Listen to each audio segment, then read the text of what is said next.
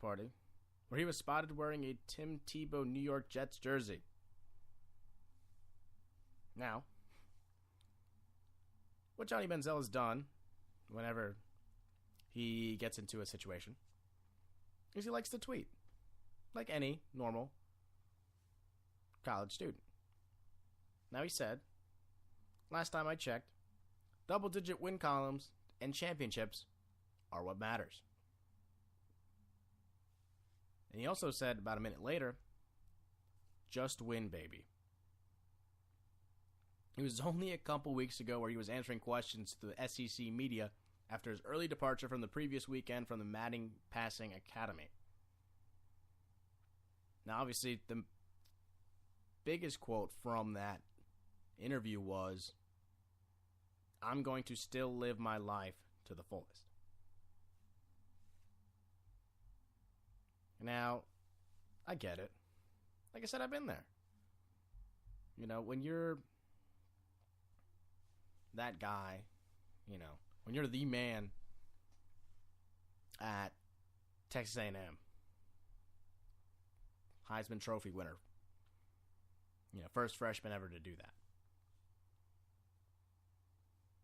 That's fine. You have you have your right to live your life. But understand, and this isn't just, this isn't just for Johnny Manziel. I'm sure this is for a lot of players. Let's say Johnny Manziel was a quarterback of USC. You think he'd be allowed to stay too long at a Stanford party? I doubt it. Let's say that he was a quarterback of Ohio State. You think that he would last long at a Michigan party? No. And let's not even say he was a quarterback. Let's say, he was a guard.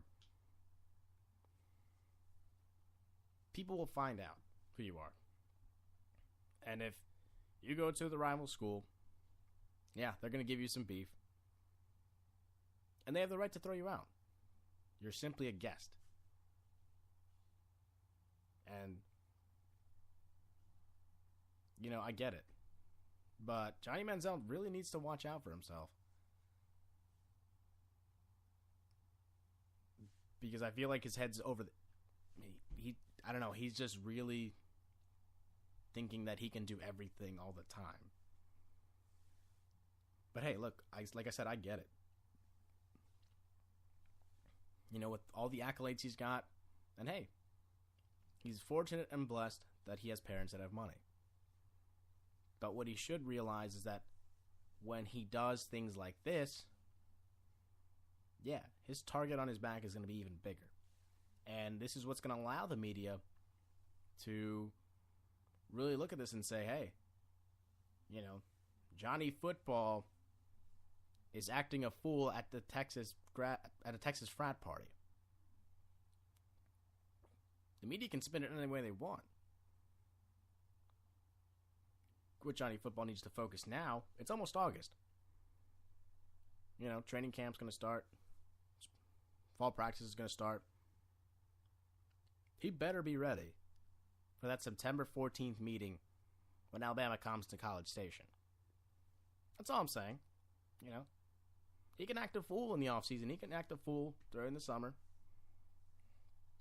As long as he does it in an area where he doesn't get as scrutinized for it. I understand when you go to a place like Texas and you're from Texas A&M, yeah, they will give you beef for it.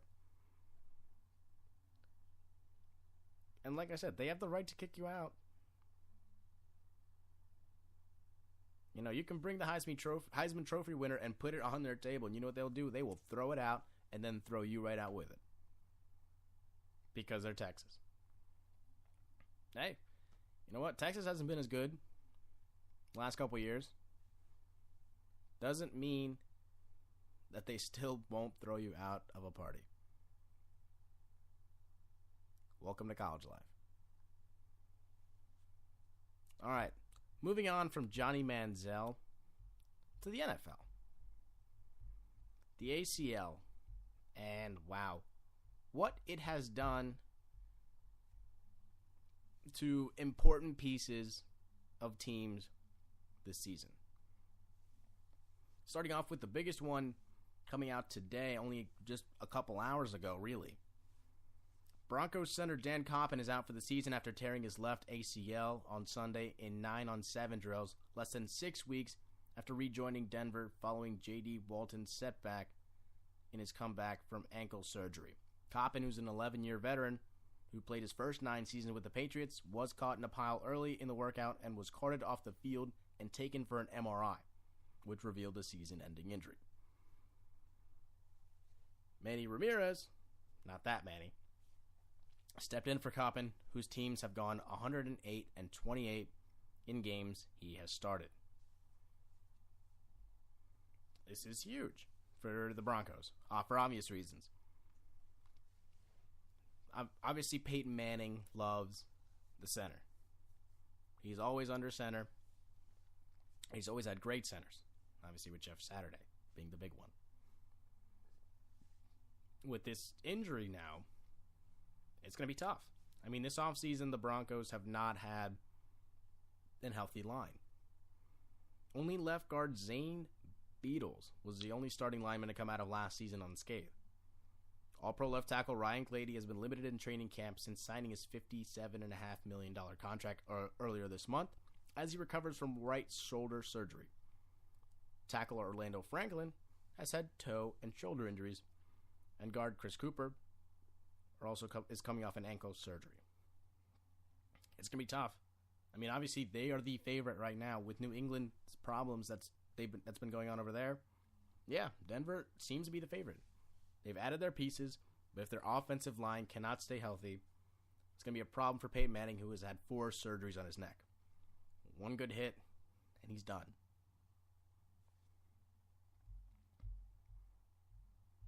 Another ACL injury, Jeremy Maclin. He tore his right ACL during Saturday's practice and will likely miss the season.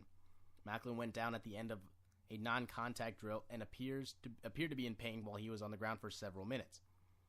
He was helped off the cart and needed assistance getting off it and going into the team's practice facility. It's going to be tough for Philadelphia now, obviously. I mean, Jeremy Maclin is an athletic player, and the most interesting thing of this whole situation is that almost 7 years ago to the day, Maclin tore that same ACL when he was a freshman at Missouri. That's ridiculous. And you know what? One of the other problems is that he was in a contract year. He was looking to get paid. How's that going to go from there? I don't know. But best of luck to Jeremy Maclin, definitely. He's one of the nicer guys in the league. Now moving on from Philadelphia to Baltimore, the Ravens lost a huge component of their offense with Dennis Pitta going out for the season with a fractured and dislocated hip. Pitta was also in a contract year. And again, Baltimore now has lost 2 of the top 3 targeted players offensively from last season, with Anquan Boldin going to San Francisco, and now Dennis Pitta going out for the season. It's going to be tough. But Baltimore, being Baltimore, signed a player that, hey, might be pretty good. Ravens signed tight end Visanthe Shanko to a 1-year deal. Shanko, who's 33, signed for the veterans minimum. He didn't play. He only played in 4 games last season for the Patriots, but didn't have any catches. And he last played in an NFL game in 2011 with the Minnesota Vikings and has 243 receptions for 2,677 yards and 27 touchdowns in 148 career games. It's going to be tough for Baltimore. I mean, obviously. Look, they lost Anquan Boldin, and now they're losing Pitta. And they've already lost a lot on defense. They have a lot to replace there. Now, Joe Flacco needs to step up this season if there's going to be any chance of making the playoffs.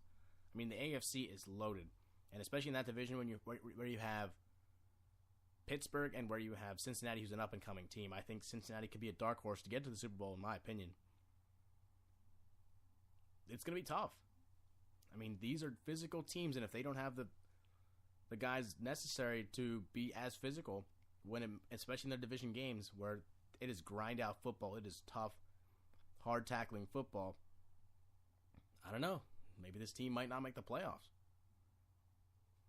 We'll see what happens with that. Going from Baltimore back to Philadelphia, Donovan McNabb is going to retire on Monday. He's going to hold a press conference at the team facilities at 10 a.m. tomorrow. He'll be honored by the Eagles at halftime of their September 19th game against the Kansas City Chiefs, coached by Andy Reid, his former coach when he played in Philadelphia. Now, during his career with the Eagles, McNabb went 92, 49, and 1 and holds the franchise records for completions, passing yards, and passing touchdowns. McNabb also led the Eagles to 5 NFC Championship game appearances and the one Super Bowl where they lost to the New England Patriots. McNabb will also finish his career 17th on the all-time career passing list and 22nd in touchdowns. Now, I went to college in an area where there were a lot of Eagles fans, and a lot of Eagles fans were critical of McNabb. But looking at it from the outside, I feel that he is he is the best quarterback in Philadelphia Eagles history, borderline Hall of Famer, and a great player.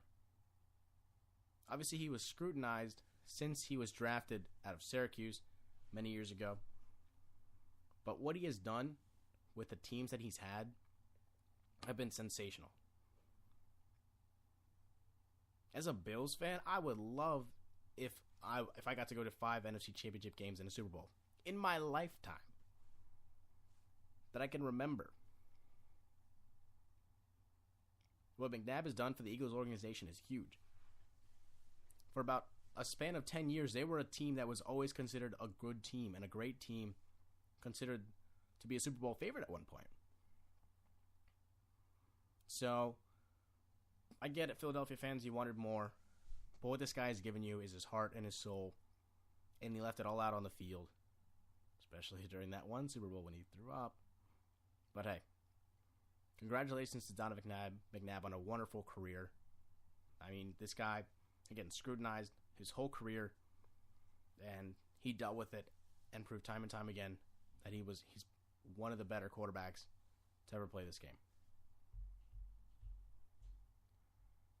Now, on a good note, before we go to the break, Freddie Kitchens is back after an illness. Freddie Kitchens is the is a quarterback's coach for the Arizona Cardinals.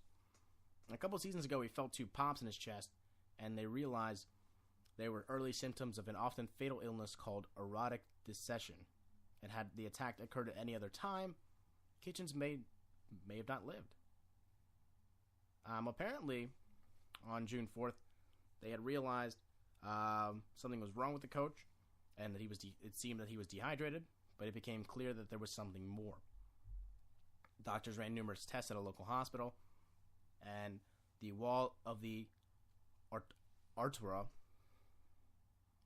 yeah, that's what it's called. Again, I'm not a doctor. And it is a condition that can kill. So, for him to be back on the field after 2 months, that's huge. Regardless of where you are in life, yeah. If you get that found out at the right time, it could save your life. And sometimes we do have to appreciate that every once in a while. Sometimes we get lucky. And when we're very fortunate to be in good health some days. So congrats. So I'm happy for the Arizona Cardinals quarterback's coach to be back. All right, we're going to take a short break, but right after the break, the Indiana Pacers got a huge, huge pickup this weekend. And I don't know. I mean, have they surpassed Miami as the top team? We'll tell you who they got and what this means for this Pacers team. You're listening to the Spicy Sports Show with Sam Cerrone on Spreaker Radio.